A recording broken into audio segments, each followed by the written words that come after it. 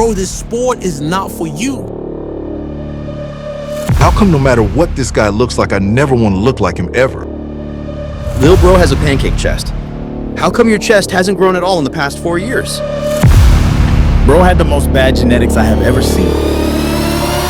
Do you guys know that I never respond to hate, criticism, comments, or anything like that? I've been in social media for 7, 8 years, and I think I've probably made one video talking about what someone else has said about me or some comments that people have said about me. I don't know if it's just my feed right now, but it feels like toxicity in the fitness community is at an all-time high, comparisons at an all-time high, and overall just a negative outlook on what bodybuilding is and what fitness is. Every single title, every single thumbnail, every single video made is about what someone else is doing, whose physique is the worst, whose genetics are the worst, like that one comment showed.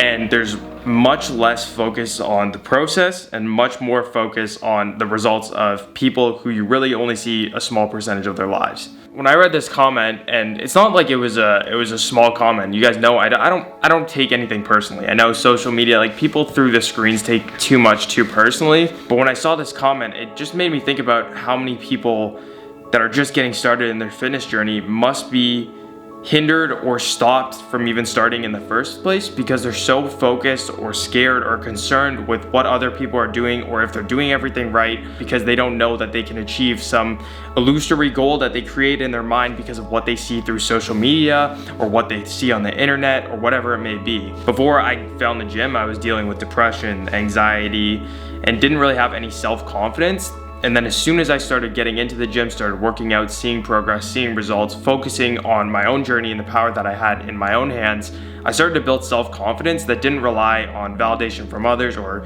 comparison with others, which I feel like is extremely high right now on social media. I never focused on having the best physique compared to this person or that person or having the best training program. I just focused on trying to find the truth in all of the research that I was doing and making the most amount of progress for myself. And that's what I found fulfillment in. I didn't have the best genetics. I wasn't the smartest. I didn't have the degrees, the accolades, or any of these different things, but I wanted to create an account that documented my journey so that years down the line, I, as well as any of the people that decided to follow along, could look back on and see the failures, the successes, the anecdotes along the way, and hopefully learn from those and not make those same mistakes or go towards some of those successes for themselves.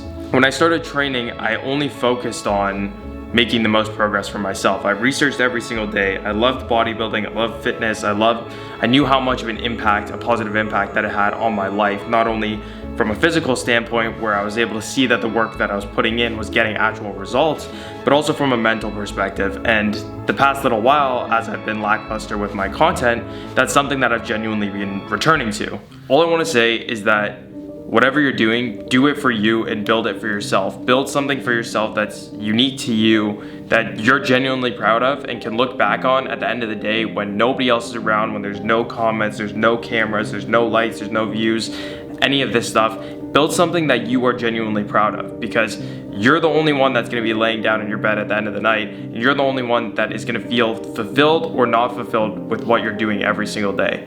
And yes, you should set unrealistic expectations for yourself. You should shoot for the absolute best, especially when you're just getting started, because you don't know what the limits are when you're just getting started in whatever journey you're going for. So to loop this all back in, because it started with this comment made me think a lot about how many people are liking this one thing, and it's nothing to do with me, because I've dealt with hate, I've dealt with comments, I've dealt with criticism my entire life, even before I started social media. That's kind of one of the things that comes along with starting social media and being opinionated at a 15-year-old age.